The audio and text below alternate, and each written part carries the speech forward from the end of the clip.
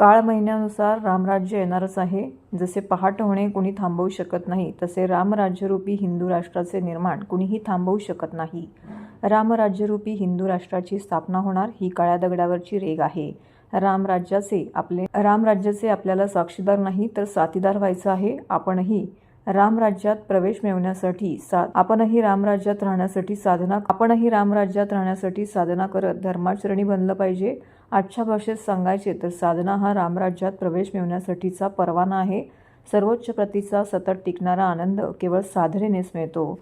आपल्याला ईश्वर प्राप्ती करायची ओढ असो वा नसो, एक चांगले समाधानी जीवन जगता येण्यासाठी साधना करणे महत्त्वाचं आहे. त्यामुळे गुरुपौर्णिमेच्या निमित्ताने साधना करण्याचा आणि ती वाढवण्याचा संकल्प करूया, असं प्रतिपादन हिंदू जनजागृती समितीच्या डॉ. दीक्षा पेंडभाजे यांनी आनंदप्राप्ती आणि रामराज्याची स्थापना यासाठी साधना या विषयावरती मार्गदर्शन करताना केले.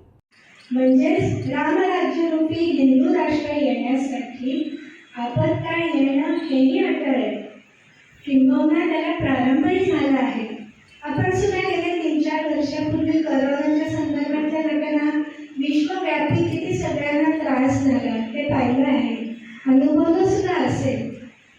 रशिया युक्रेन यांच्यावर कितीतरी महिने वर्ष युद्ध चालू आहे. हमास इस्रायल यांचंही युद्ध चालू आहे आणि तिसऱ्या महायुद्धाची ठिणगी कधी पडेल हे कोणालाच सांगता येणार नाही. द्रष्टे संत भविष्यवेत्ते यांनीही सांगितलेले आहे की येणारा काळ म्हणजे पंचमहाभूतांचा तांडव असेल. मग या आपत्काळात तरुण जाण्यासाठी साधनेचे बळच आवश्यक आहे. बिघडलेलं ऋतुचक्र आणि आपण जी आताची स्थिती पाहत आहोत त्यातून आपण ते सगळंच अनुभवत आहोत. आपल्याला जाणीव सुद्धा होत आहे.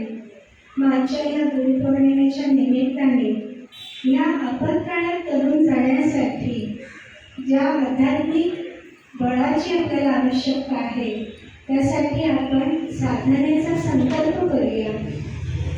गुरुतत्वाला अपेक्षित असलेली साधना होण्यासाठी सर्वांना शक्ती, बुद्धी आणि भक्ती प्रदान व्हावी. तसेच रामराज्याच्या स्थापनेसाठी समर्पित भावाने अखंड प्रयत्न करून प्रयत्नांची प्रेरणा मिळावी असे मी गुरुतत्वाच्या चरणी प्रार्थना करते आणि गुरुचरणी माझ्या वाणीला विराम देते.